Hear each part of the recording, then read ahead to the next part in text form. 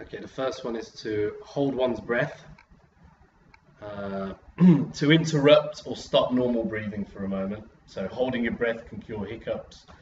It's also an idiom to say wait for something, or if you said, you could say don't hold your breath, would mean don't expect something. So imagine you had a friend who always said they'll come and meet you, but they never turn up. You could say, well, I'm not going to hold my breath because they're probably not going to turn up again. So it's always something you would expect, something you do not expect to happen. You wouldn't hold your breath because it might not happen. Appetite, a natural desire to satisfy a bodily need, especially for food.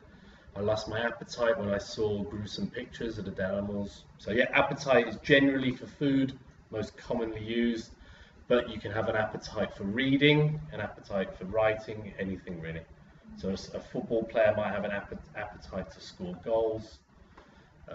Yeah, anything that you're excited about, something you can be passionate about, would give you an appetite. Okay. Or if there's something you didn't really like and you started to like it, you could say, I've now got an appetite for this.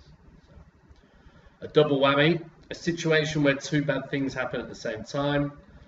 So she had a double whammy when she lost her cell phone and failed the interview on the same day. You could say a double whammy would be, say someone stole your purse or stole your umbrella and then it started raining. That would be a double whammy. Yeah, anything, two things bad happening at once. So yeah, you could, yeah, say maybe you crashed your car, you went to call somebody to get it towed or fix it, and then one of your tires blew or something. Double whammy.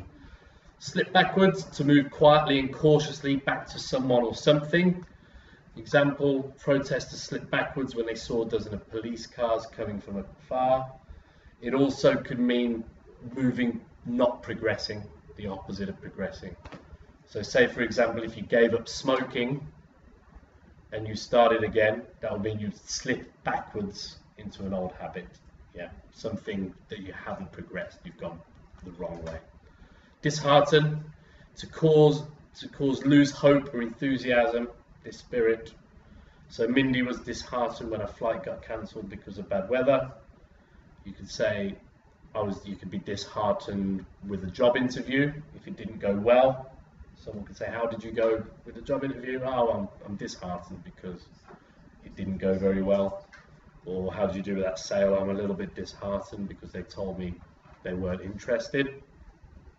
And to bombard, assail persistently, as with questions, criticisms, or information.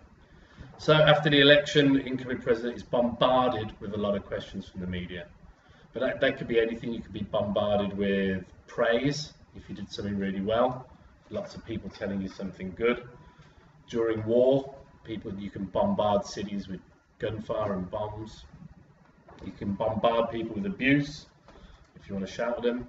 You can bombard people with punches if you're a blocker. Anything that you can just, happens a lot consistently. So maybe a film star would be bombarded with photo opportunities and stuff. Okay, they're the words of the day. Does anyone have any questions for the vocabulary?